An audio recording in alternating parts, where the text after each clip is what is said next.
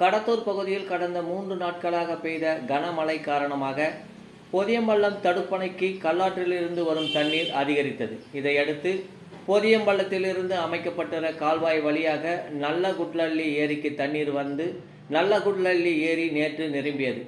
இதைத் தொடர்ந்து வலது மற்றும் இடதுபுற கால்வாய் வழியாக 18 ஏரிகளுக்கு தண்ணீர் செல்லும் வகையில் அமைக்கப்பட்டிருந்த இடதுபுற கால்வாய் வழியாக தண்ணீர் சென்று கோடியூர் பகுதியில் உள்ள கோடியூர் ஏரி நிரம்பியது.